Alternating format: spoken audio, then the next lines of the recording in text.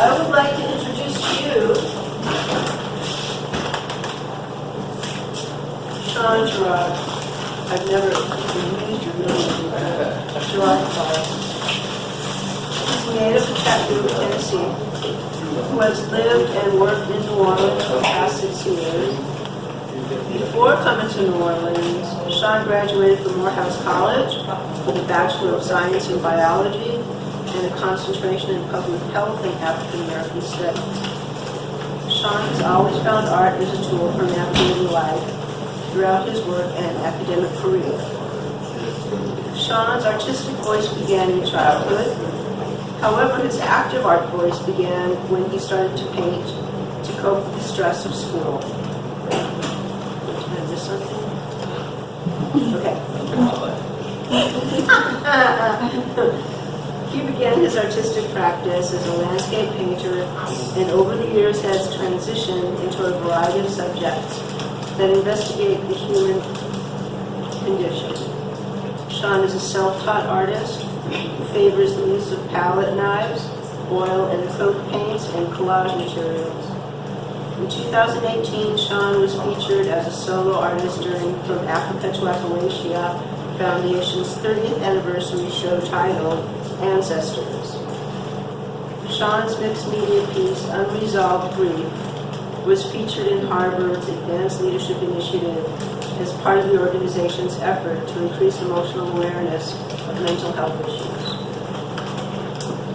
Sean recently participated in Young Contemporary Collector's juried exhibition in Memphis, Tennessee.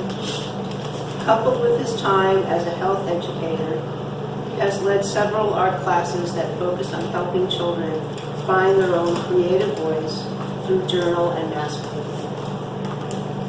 Throughout his artistic career, which is not so long ago, but he has been influenced by artists such as Sammy Nicely, Jean-Michel Basquiat, Benny Andrews, and Bill Sienkiewicz, along with writers such as James Baldwin and Ralph Ellens.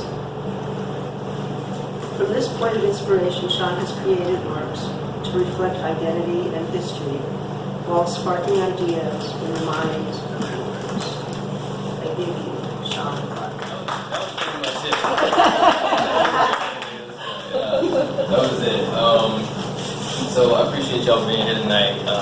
This is actually probably one of the first times I've ever actually really talked about this particular series, Meeting Notes.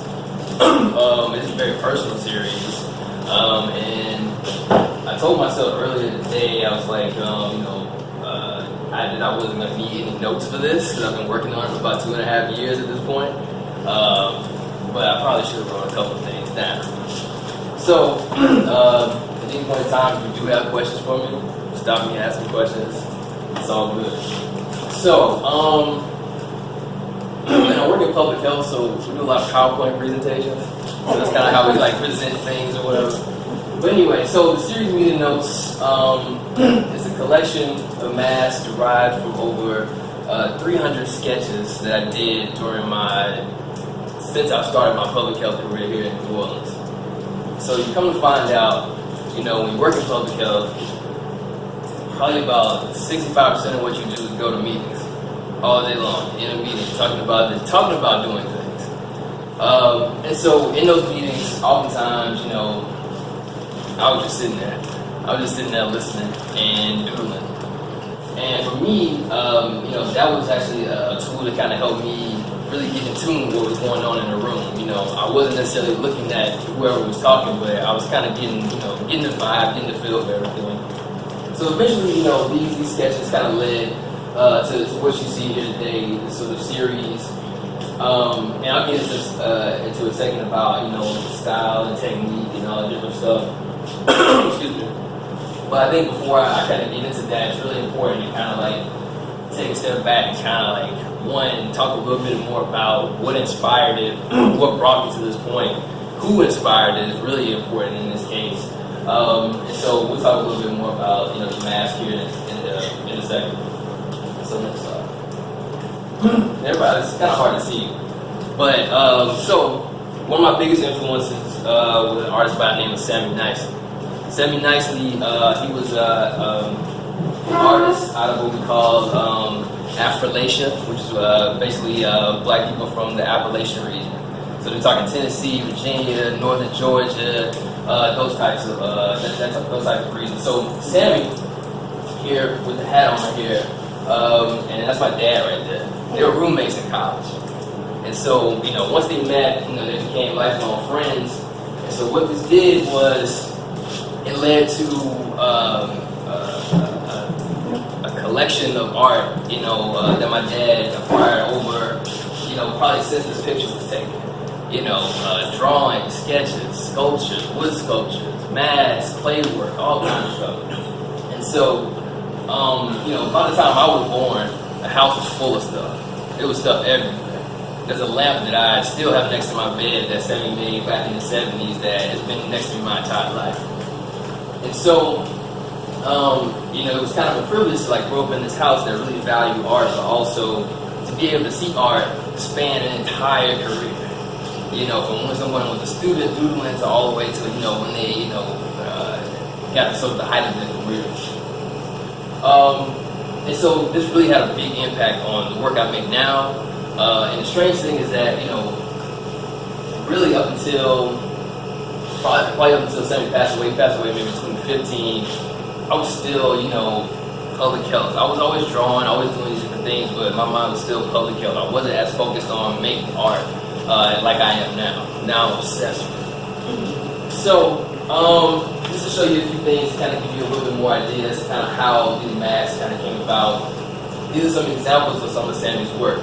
Sammy used a lot of stoneware, a lot of clay, ceramics, a lot of found objects. I was looking at this one over here, and it looks like I zoomed in on it, and it looked like a Ninja Turtle face he just found somewhere and glazed over and stuck it on there. But anyway, so he was always using these different things, found objects. So these are some of the things that I kind of grew up around seeing. That later on, looking back, I see that these things kind of influence the things that I created subconsciously and in the meetings. This is just another example, and I did have a video that I was going to play, but I don't think we have Wi-Fi in here. So we do.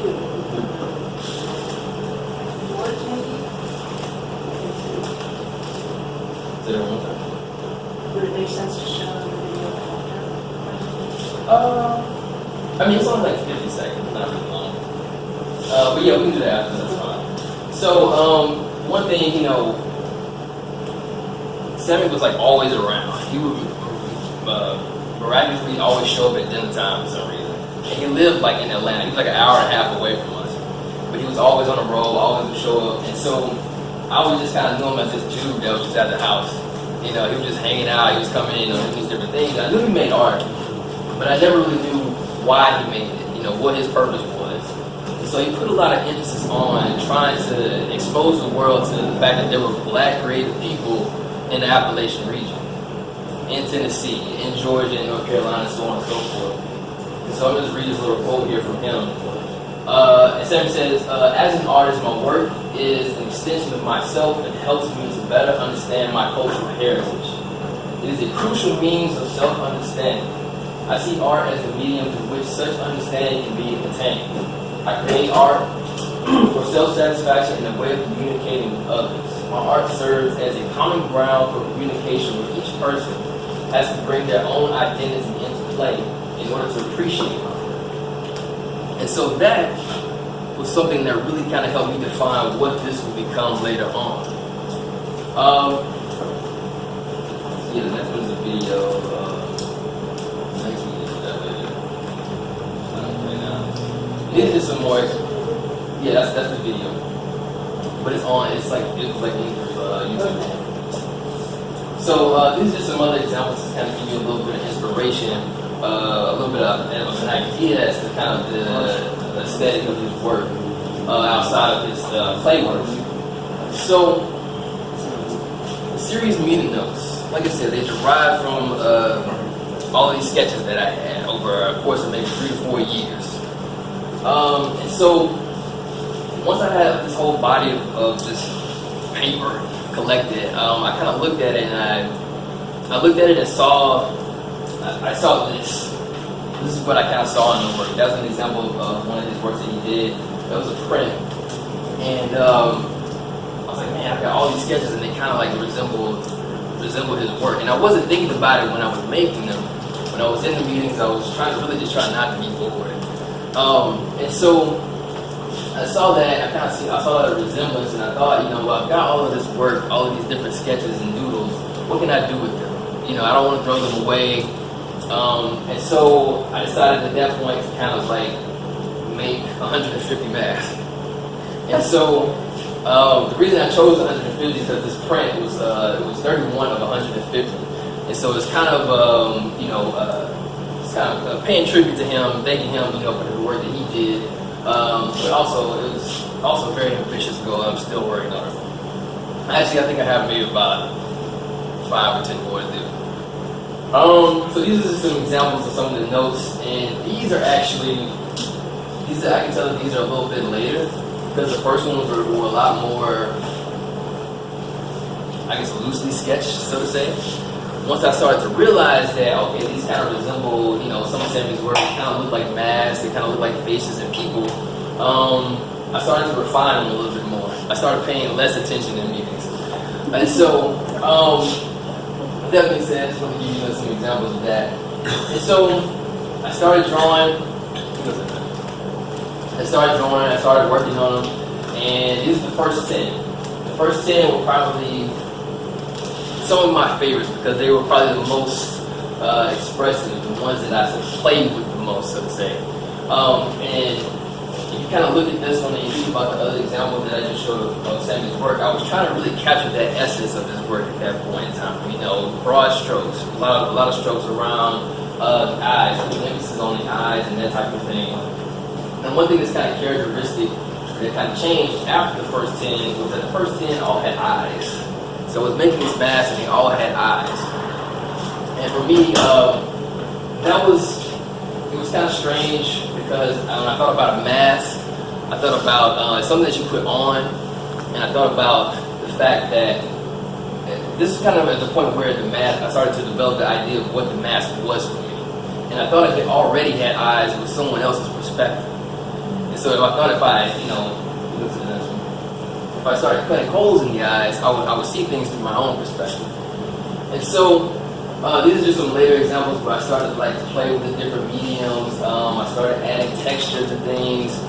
One interesting thing that I really enjoyed about it is that it's really fun, the surface that you make it on counts. So if I make it on the floor, you get a different result. If I make it on the wall, you get a different result. You go outside on the ground, you get a different result. All these different things kind of influence how it comes out. Excuse me, these are just some more examples of different mediums that I was experimenting with. This is watercolor here, and that is oil pastels on the other side. And sometimes I combine the two. I try to use as many different things as I can to sort of create something that's unique, something that's different.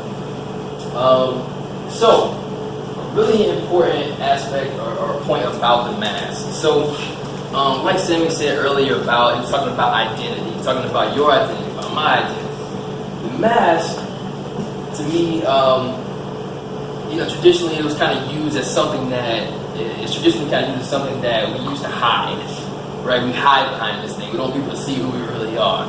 And so I thought that it would be really interesting to have the mask be something that we use to reveal who we are, to reveal different pieces about who we are, what we're afraid to share, what we maybe don't know about ourselves. And so the mask kind of became this map of our identity.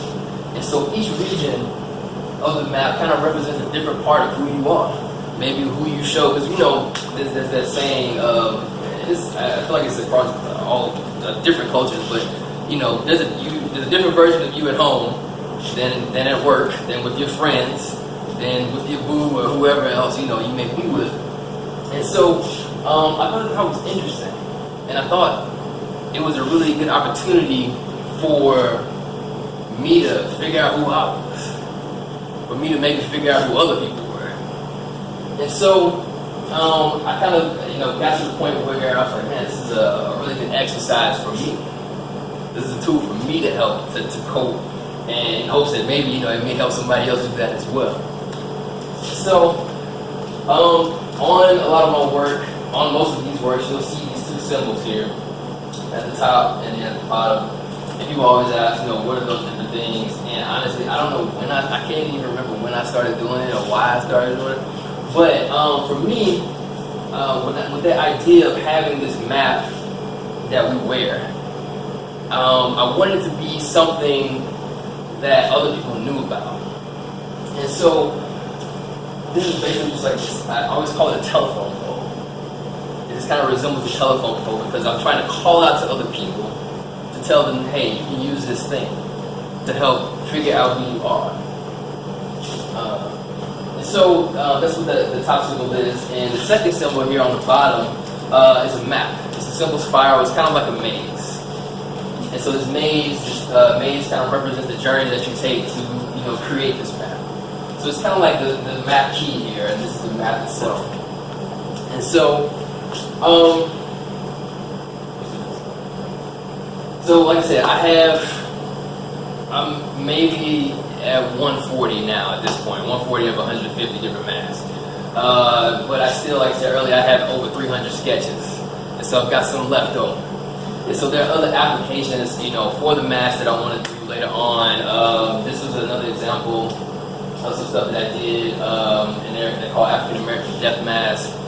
And I was using some of those additional sketches to also kind of just incorporate, into this whole narrative about how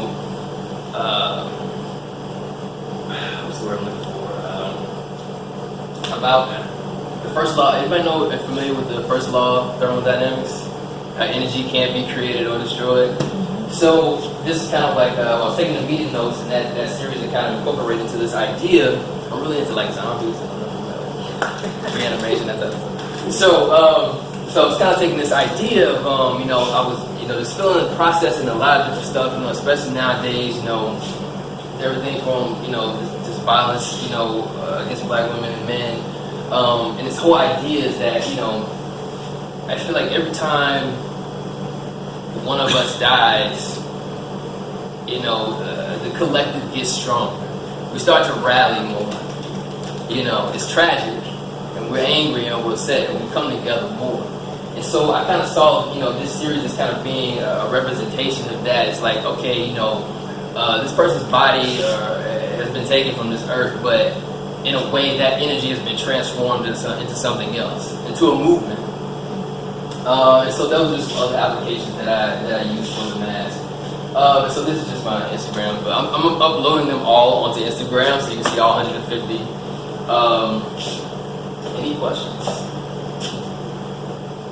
Yes, ma'am. How long did the 140 so far take? So I've been working on other stuff, and so I probably started at the end of 2016. Yeah, I started about the end of 2016. Yeah. What media do you use? So, very good question. So it's primarily acrylic, but I use everything. I tell the people if it makes a mark, I'll use it. I use coffee. I use whatever, whatever's around. So they're actual masks? So they're on paper. Okay. So they're works on paper. I am currently, next phase is to work on some 3D masks. But yeah, they are works on paper. I create them on one type of paper and then adhere them to another type. Kind of gives it a little bit of a pop, a little bit of a 3D effect. But yeah, it's oil, and it's primarily acrylic, pastel, watercolor, pencil, pen, ink.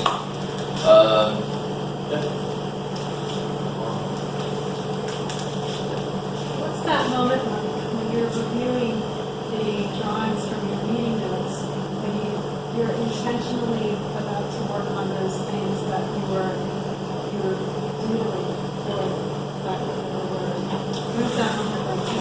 Do you ever find that something you can pick out, something reveals that was repressed, or have there been anything exciting like breakthroughs or?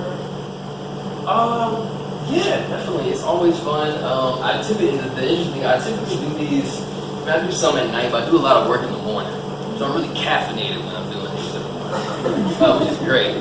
But so yeah, I definitely it definitely jogs my memory about different things. Cause like I said, I have these notes and they're on like an old agenda from a meeting, you know, from 2016. I'm like, you know, we did this work, but nothing's changed, you know. So I'm looking at it, yeah, and I'm definitely thinking about that, you know, what was I thinking that day? And one thing I was thinking about this earlier today, one thing I kind of wish I had done, just as I create the actual mask, is to do more documentation about how I was feeling that day, what was going on in the world that day, what might have influenced, you know, the colors that I chose for this piece, and the style, and et cetera, et cetera. So, yeah, that's biology. Biology. Yeah. So I know you say you've been doing art since you were young. Mm-hmm. Did you take any of the courses in art? Yeah, I took like a survey art class that we had to take, but no, I didn't take anything So else. you had to say your technique is self-taught. Yeah. And then, like I said, I definitely give a lot of credit to Sammy. I definitely wouldn't have been thinking about doing masks. You know, at that point, I was watching Bob Ross and paint landscapes, so you know, so that was definitely important to me. And I think they're still there. But if you're ever flying internationally out of Atlanta, Sammy has a whole like exhibit there that you can like see and check out. I've never got to see it in person. Cause especially after 9/11, it's like getting back to it's hard. But if you're not flying. But yeah, if you're ever in Atlanta at Hartsfield, you can go out and check and see some of his work. Is Sammy still alive? No, he passed away 2015. Yeah. Were you very close? Yeah. Had you started this before he passed? I started the sketches. And the interesting thing is that while I was still in school in Atlanta, he lived there, we were both there. I didn't see him that much. But, you know, when I did see him, I remember one time when I first started painting, I had been painting for like 2 months, and I saw him and I talked to him, you know, and I was in school studying biology. I was supposed to be going to like dental school and doing all this other stuff or whatever. And I went over there one day and was talking to him. I was like, you know, I think I want to be an artist. And that was probably the first time. He was a very kind man, but he was a very mild mannered. And that's the first time I ever heard him laugh. Like my entire life, he laughed so hard. He said your dad's gonna have a heart attack.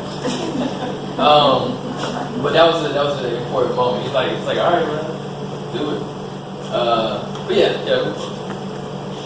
So how much of what's actually said in the meeting gets onto paper? Oh man, like little to nothing, yeah. But it was cool because I worked in working in public health. You know, I had some really great supervisors. And they're like, oh, well, Sean's an artist, maybe he can draw or something. They always sort of found a way to incorporate that into something that I was doing on the job, which was always cool.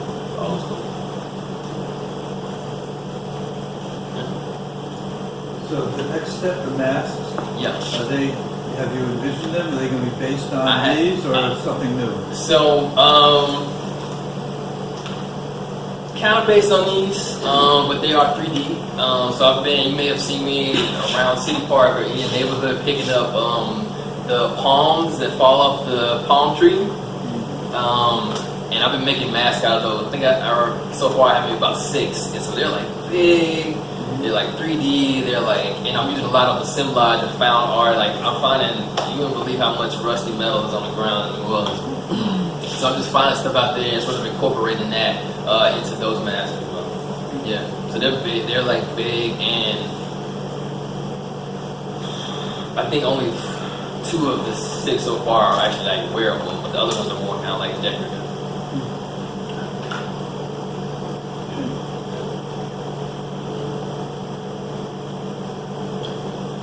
All right, any questions? Yeah. All right, appreciate it, y'all. Thank you. Yeah.